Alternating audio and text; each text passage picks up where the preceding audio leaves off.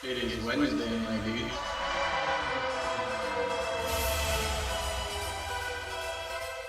It is Wednesday, my dude.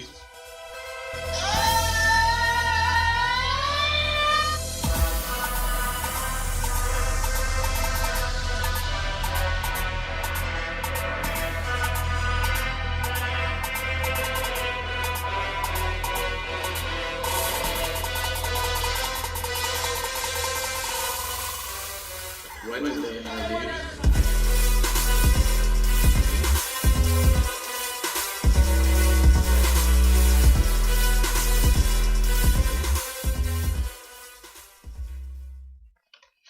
And welcome into We Talk Sports Good. It is another great Wednesday show here as Randall and I are in the We Talk Sports Good virtual studios here hanging out with you tonight, talking about lots and lots and lots of football.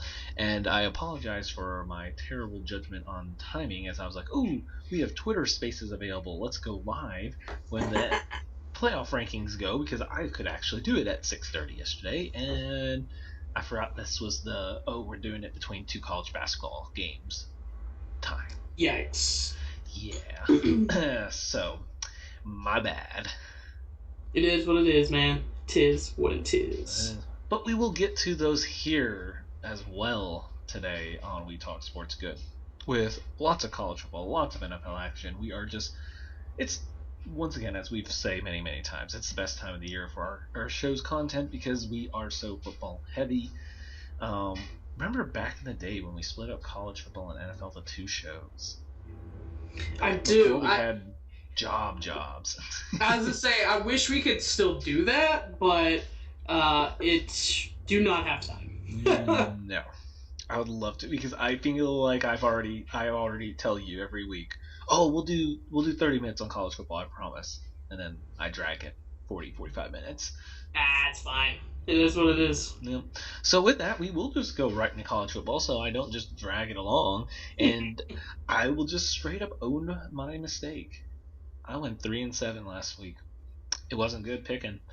I think I jinxed myself. I still think I will always say confidently that I trust my picks better than the bear on game day. But I guess that's what I get for being a little too cocky and retweeting that college game day sign. And I get that nice 3-7 week that brings me down to 49-2. But at least I'm not 20 below 500 like he is.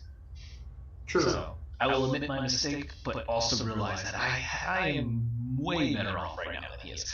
To review, I'll just throw my review out there, so then we'll move right into the games that happened. I hit on that Army plus 2.5 versus Air Force.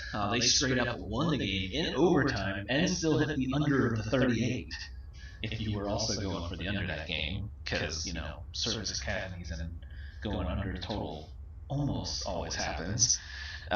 Wake Forest lost, and they didn't even get the plus 2.5 in the non-conference game, remember, that we talked about, to North Carolina. SMU just lost, so they couldn't cover. UL Monroe was so close at plus 3.5, but nope. Michigan State getting upset, doesn't help when I asked them to cover. Navy, I thought was going to cover the 21, and then just kind of getting out of hand at the end. Once again, another upset, as I had lock of the week Baylor, covering minus 6.5 and losing. Oregon did cover with that minus 7, and that late safety helped ensure that snap out back at the end zone on the punt. Houston played around with USF too much to not cover the third minus 13, but the good old UTSA Roadrunners covered that minus 11 for me to finish off the night. To save my 500 years. They did not cover that. I would have dipped the game below 500. You survived. I don't want to talk about my picks. I went over 5, Dom. You have a week like that every now and then. It just happens. Sometimes it happens. You just gotta take that loss. It was bad. And we will act like it didn't happen and never talk about it again. That's fair enough. So we'll just straight talk into last week of action and quite a bit of upsets. As obvious to why it really can catch you. North Carolina, I guess by spread not an upset, but it's an unranked team beating a number 9 ranked team.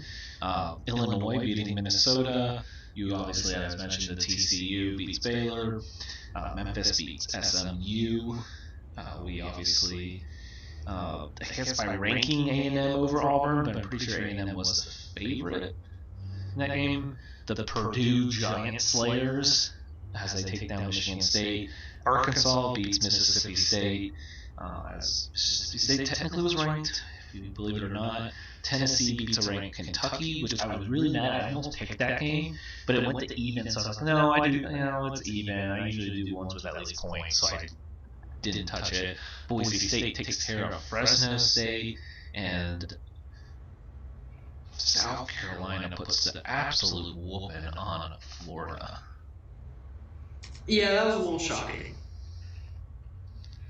How? I mean, I don't feel like after 1 year, but... Or not, I should say 1 year, but one bad year.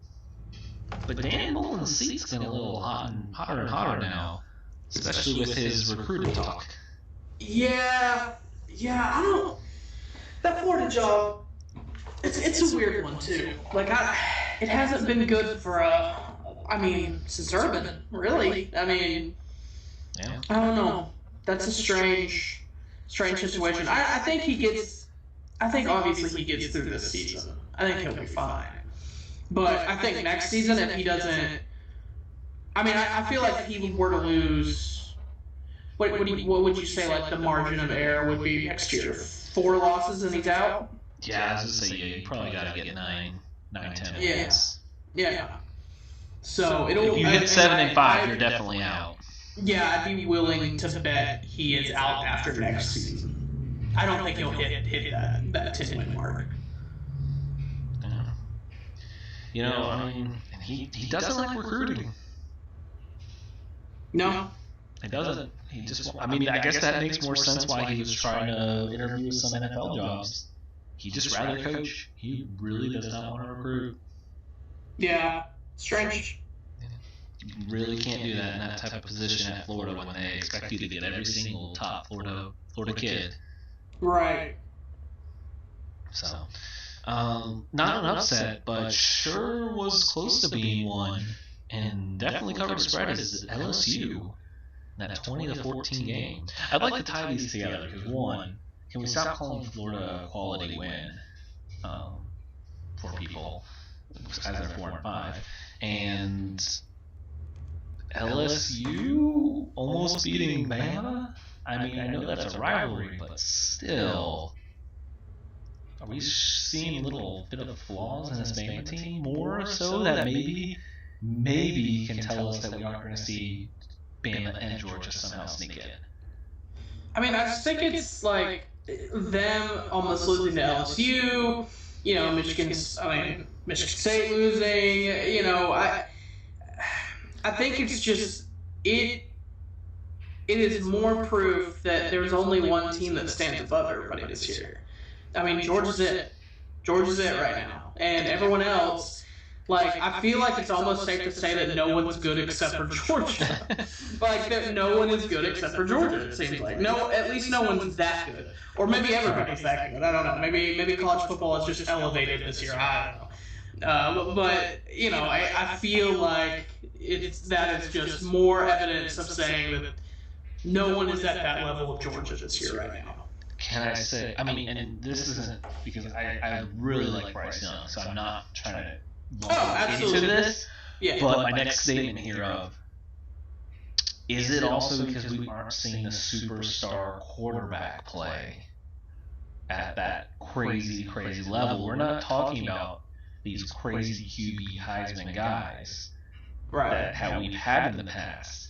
So with that, when you take out a whole year of these crazy Heisman QBs, these guys are going to be competing for top 5 QB pick, what then falls into the best college football team is the best defense, and you can sure get away with mediocre or average QB play if you have the best defense in the league, and there's no top quarterback that can tear you up. Right. And then I think this is also a season of running backs. We have so many. Now, none of these running backs are necessarily the Heisman candidates, I would say. At least, I mean, not to my Kenneth Walker better be.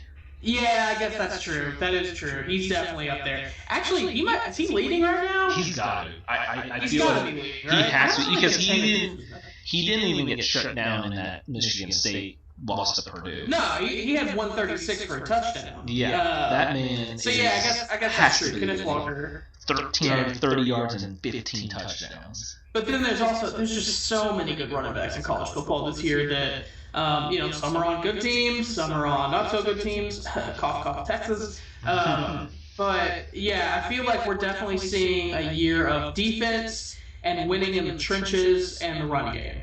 Not necessarily. This season feels more like old school football than it has in a while, doesn't it? Oh, for sure. Yeah. It's nice too. It's nice to go back to that. So your odds right now, as of I believe it was Monday, Bryce Young is actually still first, but Kenneth Walker is right there on second. Then you have a grouping of Corral and Stroud tied, Caleb Williams, and then long shot Kenny Pickett. How can you have Caleb Williams in there? Change the team, I guess. Yeah, but he's got to have more games under his belt in order for that. That's just not fair.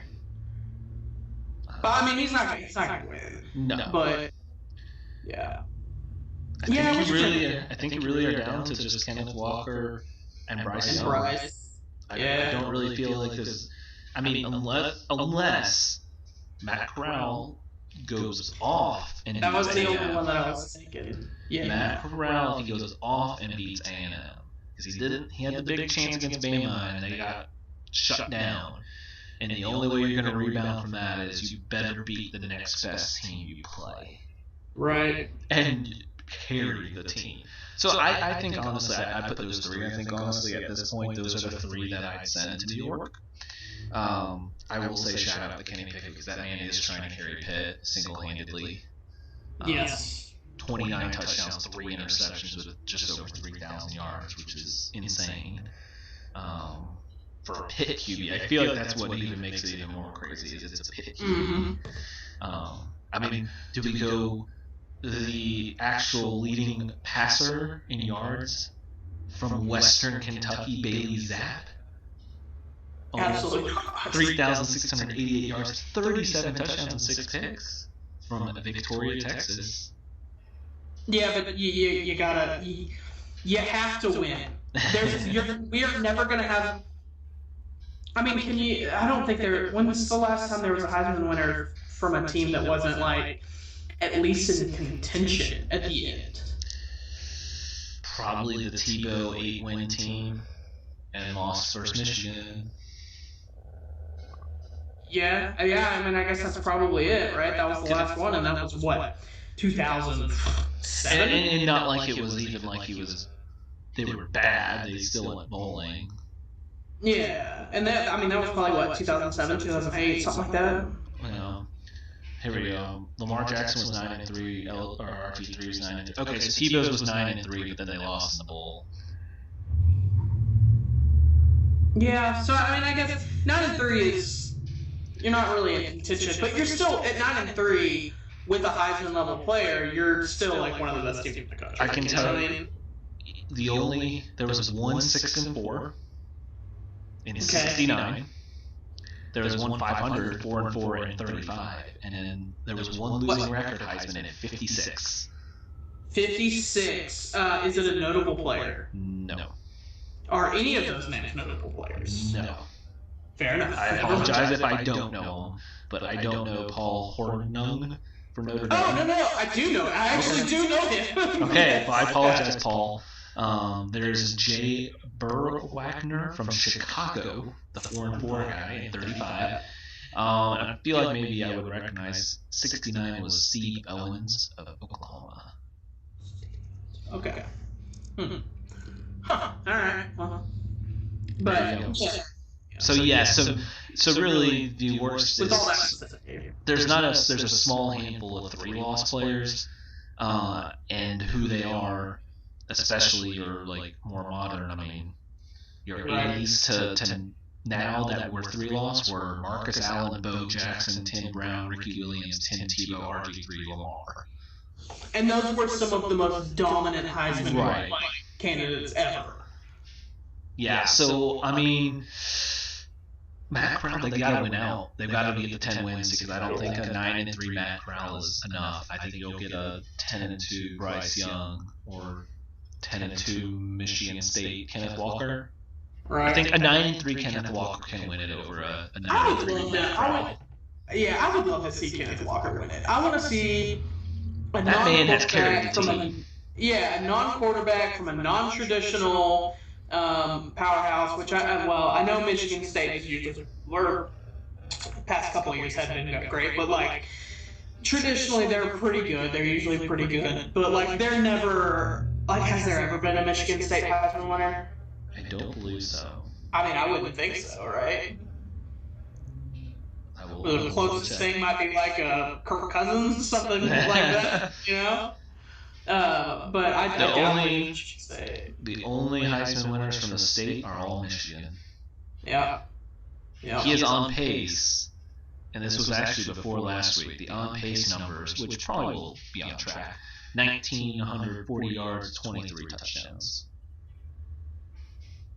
I feel like if you hit the 2,000-yard rush mark in college football, regardless of what anyone else has done, you should at the very least be invited to the Heisman. Right.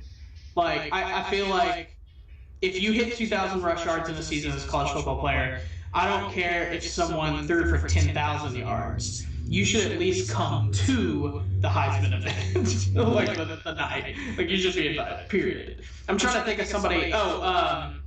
Andre, Boston College running back from a few years ago.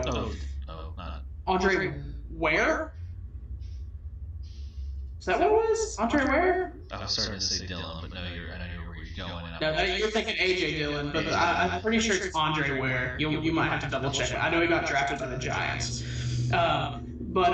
Anyways, he was like one of those dudes that like their team wasn't Boston College wasn't anything, but he rushed for like either 2,000 or like right at like a little over 2,000 or something like that. And it was like, I don't care that they're bad. I don't care that they're not playing necessarily the greatest teams either. Like, and he got invited. So I feel like that's like a valid thing. Andre Williams? Andre Williams, yeah, Boston College, right? Yes. Yeah, and then got drafted by the Giants. It does appear to be. God, look at me. Just couldn't remember that last name. Yep. Yeah, that's him. That's fair enough. Yeah, he was the finalist for the Heisman. Oh, I do remember that year, yes. Yeah, we had one run for 2,000 yards, right? Did he hit 2,000? 2,177. Yep. They were a 7-6 team. Why do I remember that so well? But like, I do remember being like, I remember that being a thing where I was like, he hit 2,000 yards rushing. He better be at the Heisman finalists. Like, he better be at the Heisman finalists. I don't care. Like, you have to be. Yeah, no, that's fair enough. Yeah. Then they went and lost in the Independence Bowl to Arizona. Ooh, in Shreveport. Fun. Which, by the way, it might be for the Super Bowl if he can get his stuff together. So we can do a little bit of legal gambling going. Maybe we shall see. Oh, and we could live stream from. Come on. Live stream too. Oh, Yes. In the same room. It would be the first time we've ever got to do that. that is That'd be true. big. That would be huge. So, all right. So, potential. We Talk Sports Good Trip. Join us. Oh, maybe not. I don't want any. I'll shut up. I don't know. I'm just kidding. We'll see. Plans open to change. Yeah. Well, I think we should just transition right into rankings right now, as not a lot has changed. So I feel like you really don't need to dive into it too much. Other than finally, thank you for ranking UTSA. It's about time. Right? Don't see how you could discuss an undefeated team at this point and say, "Yeah, we talked about it, and we didn't even put up." You can't even give them a like 23 like you did this time. Really, couldn't just put them in the back end just to say we did it. Like, you're really that stubborn against a group of 5 teams. Yeah. There's a 6-3 Wisconsin with horrible quarterback play, and 6-3 Purdue that are well above a 9-0 UTSA, and that's just unfathomable to me. Does Wisconsin win the Big Ten West? Who else is in the Big Ten? I mean, they're pacing for it now because it's Minnesota, Purdue, Iowa, Illinois. Then you don't really count Nebraska and Northwestern, but I mean, they are beating who their losses are to the other side. Yeah. Yeah, I mean, they have all the tiebreakers because their losses are Penn State, Michigan in conference. So they beat Purdue already. They beat Iowa. So they beat Minnesota at the end of the year. They really hold all the tiebreakers they need. Yeah, all they have to do is win out. Which the hard part of the schedule's already over. I mean, right. Northwestern, Nebraska, and Minnesota might be a challenge at the end of the year. It might, but I mean, they also couldn't beat Illinois. So, I do want to point out, obviously, like I said, terrible QB play. I guess, to be fair, he has played slightly better. It's better than what it was, so I guess that counts. But that defense has only allowed 77 points all year.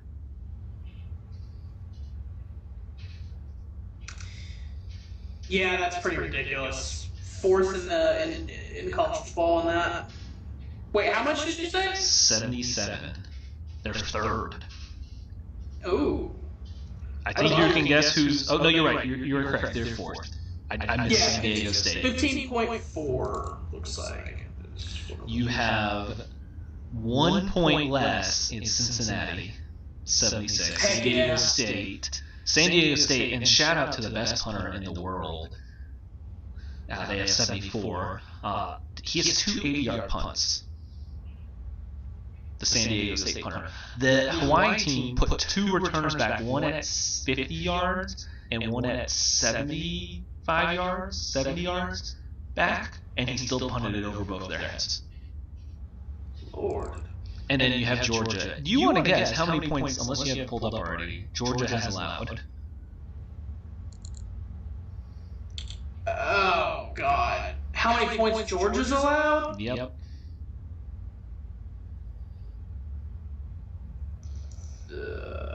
All season. How many games have they played? All season. I believe they are at the 9-game mark. 40? 49. 49. Oh, no, that's conference points. Sorry, 59. 59 overall. God. Oh, I guess I was slightly off. I was looking at conference points. Well, okay. Dang it. I just ruined my whole exciting argument then. Yeah, you take in the points allowed for Wisconsin, and then it's a little more. But still, that's really cool. Yeah. I'm not excited about numbers. By the way, just to reiterate how good of running back play we have, we already have, let's see, we already have 10 players in the NCAA over 1,000 yards rushing this season. Nice. I feel like that's a lot. It's pretty solid. Yeah. I'm going to let you guess. So Kenneth Walker, obviously, leads the league, leads the NCAA in rushing. What schools, I'm not even going to make any other players, what schools are the next 2 players from? These are going to be some random school, isn't it? There's no way you get this. BYU's running backs had a lot of yards. Is he number 2 or 3? He is number 3. Oh, okay. Yep. He's pretty good. Tyler Algier? Yes, he is. Tyler Algier. Let's go like Northern Illinois. Nope. Syracuse. Sean Tucker. Yeah, we got Kenneth Walker 1, Sean Tucker 2, Tyler Algier 3, Breece Hall at number 4, and then Lou Nichols from Central Michigan? Okay. Western York? Yes, Central Michigan. I just want to say once again, shout out to BYU, the second best Pac-12 team. There you go. There you go. If they beat USC coming up, they've swept their Pac-12 opponents and will be 5-0, which should probably be the Pac-12 Conference Championship game. Yikes. So, well, I wanted just a quick look at the top 10. I mean, I don't think there was really much to say. It was expected, other than, for some reason, head-to-head counts, except for Michigan and Michigan State. I'm still slightly confused, because their argument they made, I feel like it's the argument you would make for Ohio State and Oregon to flip. Mm-hmm. Because that was at the beginning of the year, not a game that literally just happened. But I heard this theory, so I wanted to throw this out to you. Were they testing out if they could flip Michigan State in reactions so that potentially they could put a one-loss Notre Dame over Cincinnati? And say their body works just better in that game early in the year. Maybe. Okay, I can see that, I guess. It's the theory of they will do whatever it takes to not let Cincinnati actually make it, no matter what chance they give them right now. Yeah. Do you not feel that at 5 they're still poised a little bit better, though? No, because I see what they're doing. They're giving the Big 12, as long as they have a one-loss team, is going to make a spot. Mm-hmm. They're kind of assuming, I think they're assuming Oregon, Oklahoma, one of the two, or both. And then their backup plan is, well, we have Bama all the way up to 2, and they're just the second best team, so if it's a close loss, we just still got to put Bama in. Yeah. Dom, I gotta ask you a question. I feel like we haven't. I haven't asked you this because I wanted to let you let it get through the season before I start to get you all hyped up. But are you feel like y'all got a shot here to make the playoffs? I do. You do, don't you? You're really excited, aren't you? I've been trying not to say anything, but yes, I slightly do now. I didn't. November 27th is the biggest day of your life. I actually, well, Mine is getting married. I think I've said all year, I was concerned about the Penn State game. I feel better about the Penn State game. I think we can win this game. And that was different than 3-4 weeks ago. I thought we'd lose versus Penn State and Ohio State. Y'all are one really close game away from being. We'd be 3. Yeah. Michigan State was 3. We would have been 3. 3? Being Michigan? Actual Michigan? You think we would have jumped Bama? I think y'all be 2, dude. Oh, gosh. I think y'all would be 2. Wow. I'm still I think upset you'd with be that game. 2. Wow. Dude, If y'all would have won that game, you lose to Ohio State. We could have made it. Chance. We still have a chance. You still have a shot. They would definitely put a one-loss Michigan team over Cincinnati. No. We blew it. We really could have made the playoffs. Oh no! And you said I said we could have made it because I think we actually have a better shot to keep it closer than I thought versus Ohio State, but I still am concerned about having enough points. Can I ask you this? Yeah. Scenarios. Would you rather, if I told you 100% we're not going to make it, 100% you're not going to make it, would you rather your next loss come to Penn State or Ohio State? There's a right answer here. Wait, you're telling me I can still win the other one? Yes. Then I 100% lose Penn State.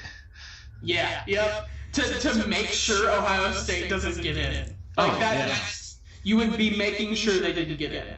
100%. If that happened, I don't think I'll make it. If that happens, say Ohio State beats Michigan State, we beat Ohio State, we lose Penn State, we all have 2 losses. Yeah. Notre Dame wins out. Do you think they go Notre Dame or Cincinnati undefeated? Oregon takes a second loss. Oregon loses in the Pac-12 championship. Takes a second loss. Let's try to make a path for Cincinnati here. So Ohio State. I think we have to have all those happen. I think Michigan State, and Ohio State all need to have 2 losses for sure. Yeah, they all have 2 losses, which is possible. Oregon loses. I mean, they play Utah, and they probably play Utah twice. So there's a chance. That's a hard beat at Utah team twice. Oregon, so Oregon loses. They have 2 losses, and they lose in the Pac-12 championship to make it even they weren't even a conference champs. I'm not saying 3 losses. I'm saying they take their second loss in the Pac-12 championship. So they can't even say they're the Pac-12 champs. Yeah. So they didn't Okay. redeem themselves in the J game. They lose it in the Pac-12 championship, so you can't even call them winners. Right. Okay, so then at that point you're looking at Georgia 1, Bama 2. OU's gonna have to lose. Yeah. I was gonna say, would you think it matters if Oklahoma State and Oklahoma split? You know what I think you'd almost rather have is Oklahoma just go ahead and get a spot. I think I would lean towards Oklahoma just wins out, so you take any other Big 12 team out.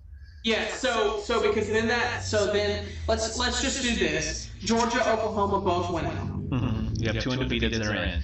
You take Bama gets second loss. Bama gets beat by Georgia, and like they aren't in the game. Then Smacks them. if Georgia smacks them, I think you would then have to kick Bama out and give Cincinnati a spot / probably the Big 10 champ. Because you could if Oregon loses the Pac-12, I think they can write them off because there's. So I'm like, if Georgia beat Bama and they beat them handedly, I still almost feel like they'd give them that 82 Bama over Cincinnati. I think if they beat them handily, you can't, because that's a disadvantage to Georgia to make them have to play Bama again. Like, you already beat them handily, you should knock them out. Because you can't put Bama at 4. Why make Georgia play them again? Right. I don't know, man. Wow.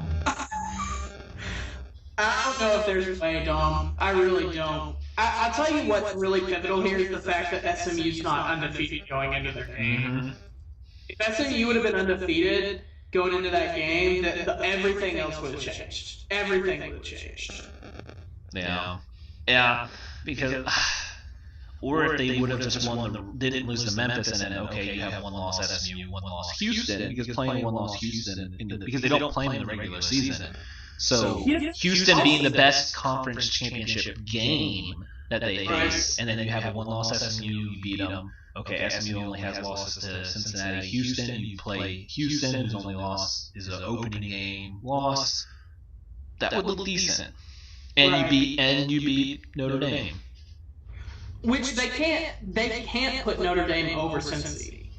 If Cincy beat them straight up, that's the only thing Cincy 100% has, is they're not going to put Notre Dame above them because Cincy straight up beat them. They literally can't. But they'll